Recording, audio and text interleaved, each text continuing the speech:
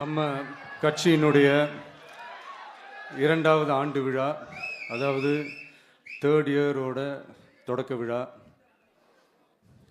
இன்னைக்கு தமிழ்நாட்டில் ஒரு மிகப்பெரிய ஒரு கட்சியாக நம்ம வளர்ந்து இருக்கிறோம் அப்படின்னா அது உங்களால் தான். ப்ளஸ் நம்மளை நேசிக்கிற கோடிக்கணக்கான மக்களும் தான் அதுக்கு ஒரு மிக முக்கிய ஒரு காரணம். நீங்கள் தான் என்னுடைய ஒரு மிகப்பெரிய ஒரு பலம். உங்களை நம்பி தான் நானும் நம்ம கட்சியும் இருக்கிறோம். இதை நான் சொல்லி தான் உங்களுக்கு தெரியணும்னு அவசியம் இல்லை, இது உங்கள் எல்லாருக்குமே நல்லா தெரியும். அதனால் இன்றைக்கி உங்கள் எல்லாருக்கும், நம்ம கட்சியில் இருக்கிற தோழர்களுக்கும் தொண்டர்களுக்கும், இந்த கட்சியினுடைய ஒரு தலைமை தொண்டனான என்னுடைய வாழ்த்துக்களும் நன்றிகளும்.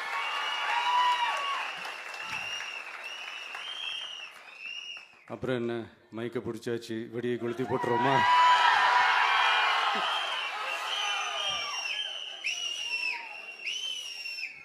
(1977) ஜூன் மாதம்னு நினைக்கிறேன். ஜூன் மாதத்தில் புரட்சித் தலைவர் எம்ஜிஆர் அவர்கள் ரேடியோவில் ஒரு பேட்டி ஒன்று கொடுத்தாங்க.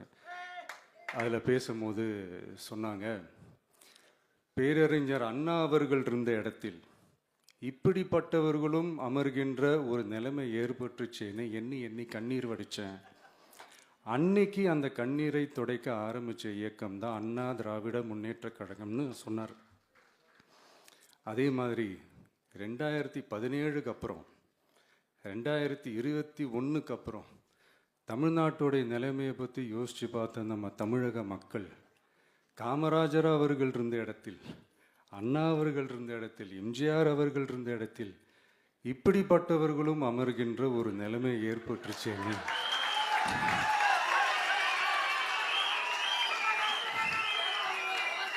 தமிழக மக்கள் கண்ணீர் வடித்தாங்க. இன்னைக்கு இந்த கண்ணீரை துடைக்க ஆரம்பித்த இயக்கம் தான் தமிழக வெற்றிக்கழகம்.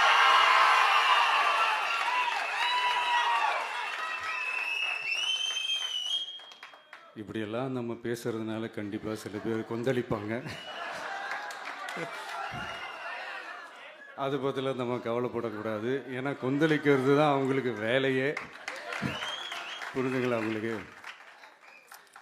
ஏன்னா எம்ஜிஆர் அவர்கள் கட்சி ஆரம்பித்தப்போ, ஏன் அவர் ஜெயிச்சதுக்கு அப்புறம் கூட சட்டசபையில் கூட ஏதோ ஒரு நடிகர் கட்சி வந்திருக்குதான், ஏதோ ஒரு புதிய கட்சி வந்திருக்குது, புரட்சி தலைவர்னு ஒருத்தர் வந்து, இப்படியெல்லாம் கேலியும் கிண்டலுமா. அதனால் யார் அரசியலுக்கு வந்தாலும் இப்படி கொந்தளிக்கிறது தான் அவங்களுடைய வேலையே. அப்படி தான் நாம் அரசியலுக்கு வந்ததுக்கப்புறம் கூட இந்த விஜய்க்கு என்ன அனுபவம் இருக்குது, எம்ஜிஆர் அவர்களுக்கு எவ்வளோ அனுபவம் இருக்குது தெரியுமா? 52லேருந்து 72 வரைக்கும் அந்த 20 இயர்ஸ் திமுகவில் இருந்த ஒரு அரசியல் அனுபவம் எவ்வளோ இருக்குது தெரியுமா? விஜய்க்கு என்ன பெரிய அனுபவம் இருக்குதுன்னு கேட்டால் அதே வாய் தான் அன்னைக்கு எம்ஜிஆர் அவர்களை பார்த்து, அன்னைக்கு எம்ஜிஆர் அவர்களை பார்த்து, அரசியல் அரிச்சுவடி தெரியாதவர், கவர்ச்சியை மட்டுமே நம்பி இருக்கிறவர், அட்டக்கத்தி, வாய் விளம்பர வள்ளல், இவருக்கு கேள்வி மட்டும்தான் கேட்க தெரியும், பதில் சொல்ல தெரியாது, நிருபர்களை சந்திக்க மாட்டார், டெல்லியை வகச்சிக்க மாட்டார், மேலே இருந்து அவருக்கு அவ்வளோ ப்ரெஷர் இருக்குது, அப்படி இப்படின்னு சொன்னதும் அதே வாய் தான். அதனால் எம்ஜிஆர் அவர்களை மட்டும் இல்லை, அவருடைய தொண்டர்களை கூட விட்டு வைக்கலை. அது என்னது, இந்த பளபளப்பு ஜொலி ஜொலிப்பை பார்த்தா பல்லிழிப்பவங்க, இப்படியெல்லாம் கிண்டலும் கேலியுமா. இது எல்லாம் மக்கள் ஒரு மாதிரி சைலண்ட்டாக வாட்ச் பண்ணிக்கிட்டு என்ன பண்ணாங்கன்றது உங்களுக்கே நல்லா தெரியும்.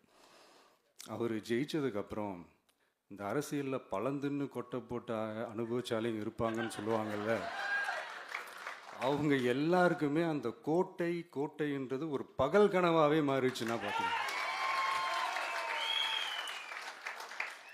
77 மாதிரியே இப்போவும் அந்த பழைய தேஞ்சி போன, துருபிடிச்சி போன, நஞ்சு போன அதே அந்த பழைய வெப்பனையும் இப்போவும் கையில் எடுக்கிறாங்க. அதனால் மை டியர் ஜென்டில்மேன், டெக்னாலஜிலாம் வளர்ந்து வேற எங்கேயோ போயிட்டுருக்கு. அட்லீஸ்ட் உங்கள் டெக்னிக்கையாவது கொஞ்சம் மாற்றுங்க பாஸ்.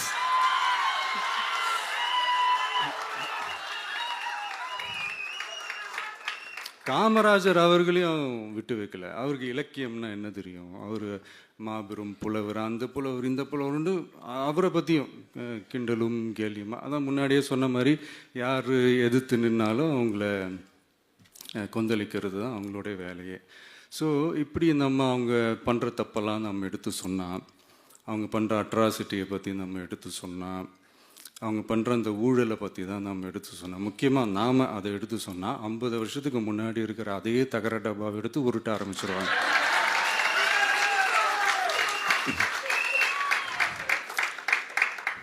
பவளவிழா பாப்பாவுக்கு வேற என்ன தெரியும்?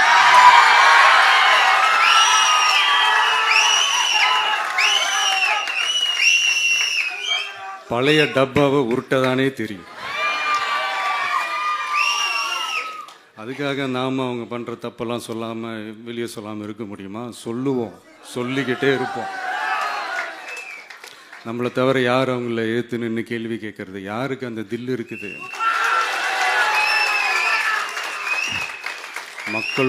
மக்களோட ஒரே பிரதிநிதி நாம மட்டும்தான். ஸோ இப்படி இருக்கிற இந்த நிலைமையில் இன்னைக்கு இந்த டிஜிட்டல் உலகத்தில் திருவள்ளுவர் இருந்திருந்தாருன்னா இந்த தீய சக்தியை பற்றி என்ன திருக்குறள் எழுதியிருப்பாரு? ஒரு கற்பனையா, அநீதி, அராஜகம், தில்லுமுள்ளு இவை எல்லாம் திமுக முதற்றே உலகு.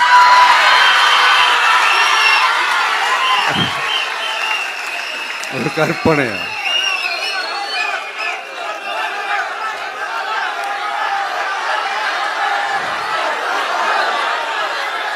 அநீதி, அராஜகம், தில்லுமுள்ளு இவை எல்லாம் திமுக முதற்றே உலகு.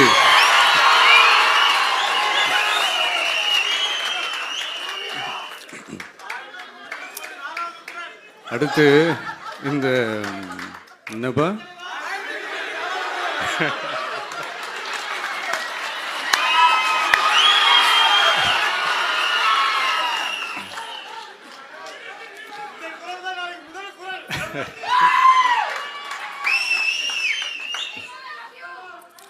அடுத்து இந்த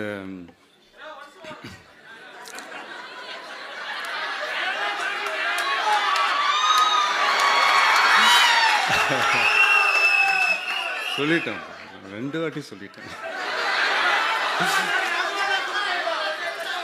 அநீதி, அராஜகம், தில்லுமுள்ளு இவை எல்லாம் திமுக முதற்றே உலகு.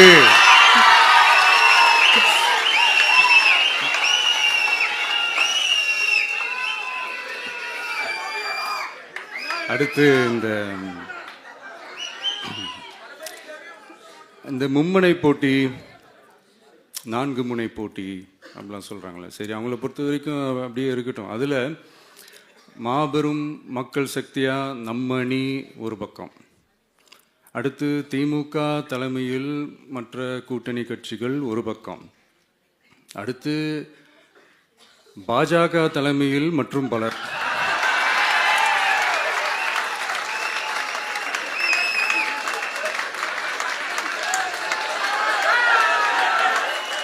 என்னப்பா சிரிக்கிறீங்க? உண்மைதானே சொன்னேன்.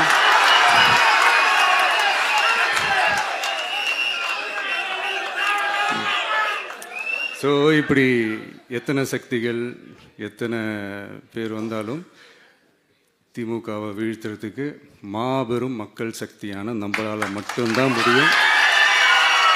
நம்ம டிவிகேவால் மட்டும்தான் முடியும்.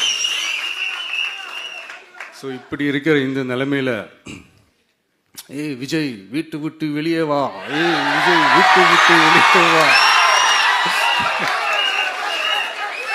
இப்படியெல்லாம் கேட்கும்போது எனக்கு எப்படி அது தோணுதுன்னா, ஐயோ இவங்க ஒவ்வொரு வீட்டில் இருக்கிற ஒவ்வொரு விஜயும் இவங்க கூப்பிடுற மாதிரியே எனக்கு தோணுது. அப்படிதான் எனக்கு தோணுது. அதனால பொறுங்க பாஸ், வருவாங்க முறையா வருவாங்க. ஓட்டு போடுற அன்னைக்கு ஓட்டர் ஐடியை கையில் எடுத்துக்கிட்டு ஒவ்வொரு வீட்டில் இருக்கிற ஒவ்வொரு விஜயும்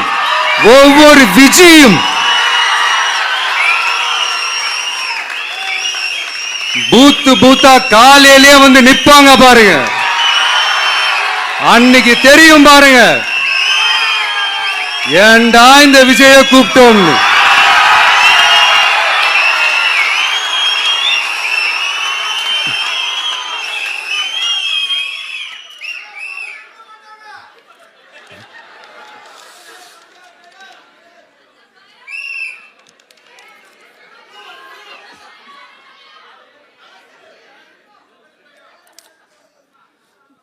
ஸோ இப்படி பேசினா உடனே இவரு நான் சினிமாவா இது அப்படின்ட்டு ஆரம்பிச்சிருவாங்க. நான் சினிமா விட்டாலும் நீங்கள் சினிமா விட மாட்டேங்கிறீங்களேப்பா.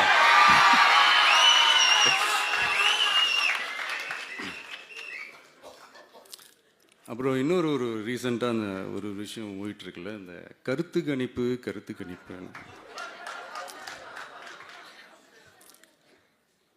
அதில் நிறைய பேர் உண்மையான கருத்து கணிப்புலாம் சொல்கிறாங்க. அதையும் நான் தப்பு சொல்லலை. சில பேர் கடுப்பில் விட்ட கணிப்பாகவும் இருக்குது, அதையும் நான் தப்பு சொல்லலை. இந்த கடுப்பில் விட்ட கணிப்பாளர்களுக்கு நான் சொல்லிக்கிறது என்னென்னா, ஒவ்வொரு ஊராக தெருவா வீடு வீடாக போய் நீங்கள் அந்த கருத்து கணிப்பு எடுத்து பாருங்கள். ஒவ்வொரு வீட்லேயும் டிவிக்கு இருக்கிறத நீங்கள் பார்ப்பீங்க.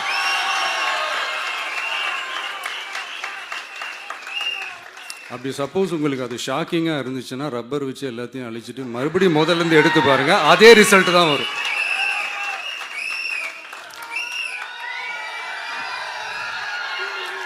இது என்னப்பா லாஜிக்கு, அது எப்படி எல்லார் வீட்லேயும் டிவிக்கு இருக்கும் அப்படின்னு நீங்கள் கேட்டிங்கன்னா, ஒரு சின்ன சாம்பிளுக்கு ஒரு சின்ன டெஸ்ட் ஒன்று பண்ணி பாருங்களேன். நம்ம சிஎம் சார் இருக்காங்கள்ல, ஸ்டாலின் சார், ஒரு 2 இயர்ஸ் பேக் இருக்கும்னு நினைக்கிறேன். ஒரு மேடையில் பேசும்போது சொன்னாங்க, இந்த மாதிரி என்னோட கட்சிக்கு அவங்களோட கட்சிக்காரங்க சில பேர் பண்ணுற அட்ராசிட்டி, ஒரு சில மந்திரிகள் பண்ணுற சில அட்ராசிட்டிஸ்லாம் பார்த்து ராத்திரியில் எனக்கு தூக்கமே வரமாட்டேங்குது அப்படின்னு ஒரு 2 இயர்ஸ் பேக் இருக்கும்னு நினைக்கிறேன். அந்த வீடியோ கூட இருக்குது. அப்படி இருக்கிற அவரு என்னைக்காவது ஒரு நாள் அசந்து தூங்குவார்ல, அப்ப அவர்கிட்ட போய், சார்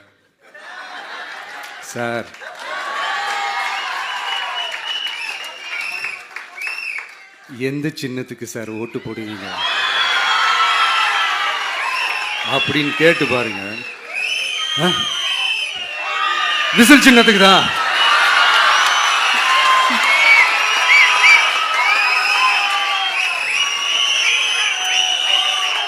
தூக்கத்தில் இப்படி டப்புன்னு எழுப்பி கேட்டால் டப்புன்னு உண்மையை போட்டு உடைச்சிருவாங்க. அதுக்கு சொன்ன அப்படி இருக்கிற இந்த நிலைமையில டிவிக்கு வந்து சிட்டியில் தான் இருக்குது, டவுனில் தான் இருக்குது, வில்லேஜ் சைட்லலாம் இல்லை அப்படின்னு சொல்கிறவங்களுக்கு இந்த மாதிரி சில டெஸ்ட் எல்லாம் பண்ணி பாருங்க, தெரியும்.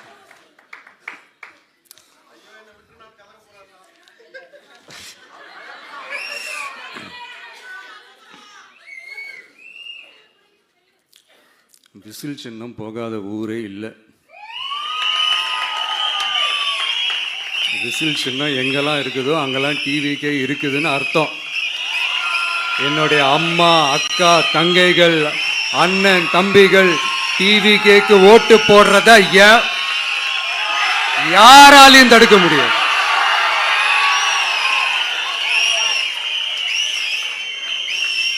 ரத்த சொந்தமா நம்மள நினைக்கிற நம்மளோட வகையராக்களை எந்த கட்சியாலையும் எவ்வளவு விலை கொடுத்தாலும் வாங்கவே முடியாது.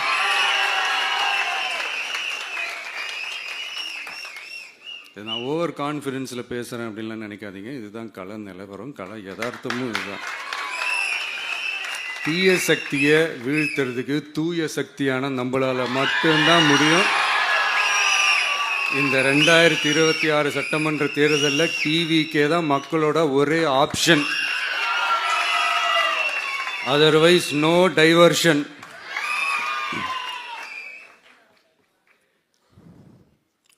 இந்த டப்பா இன்ஜின், ஓட்டை இன்ஜின், எவ்வளோ இன்ஜின் வந்தாலும் டாப் இன்ஜின் நம்ம டிவிக்கே தான்ன்றது மக்கள் ஆல்ரெடி முடிவு பண்ணிட்டாங்க. அதனால் நம்மளுடைய தோழர்கள் அதை மனசில் நல்லா ஏற்றிக்கிட்டு இன்னும் ஷார்ப்பாக ஒர்க் பண்ணுங்கள். நான் ஏற்கனவே சொன்ன மாதிரி ஒன்றியம், நகரம், பேரூர், பகுதி, கிளை எல்லா இடத்துலையும் அந்த பூத்தாக அந்த நம்மளுடைய வேட்பாளர்களுக்கு ஒற்றுமையாக இருந்து வேலை செய்யுங்க. நமக்கு மாபெரும் கூட்டணியான மாபெரும் மக்கள் சக்தியான குடும்பமாக நம்மளோட இருக்கிறாங்க. இன்னொன்று அன்றைக்கி நான் சொன்ன மாதிரி நம்மளுடைய விசில் சின்னத்துக்கு ஓட்டு போட வைக்கிறது மட்டும்தான் உங்களுடைய வேலை. மற்றதெல்லாம் மக்களோட சேர்ந்து நான் பார்த்துக்கிறேன்.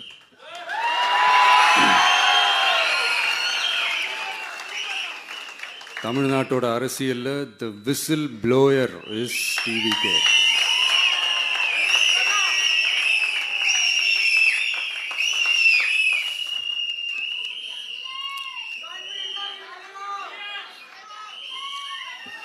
நம்ம மக்கள் இந்த விசில்ல ஊதுல இந்த தீய சக்தியும் இந்த ஊழல் சக்தியும் தெரிச்சு ஓடணும். எப்படி தெரிச்சு ஓடணும்? அன்னைக்கு சென்ட் ஜார்ஜ் கோட்டையில் டிவிக்கு ஆளும் கட்சியா எழும்.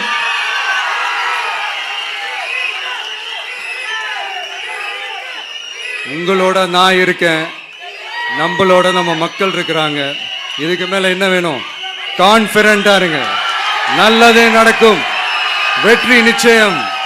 மீண்டும் சந்திக்கும் வரை நன்றி, வணக்கம்.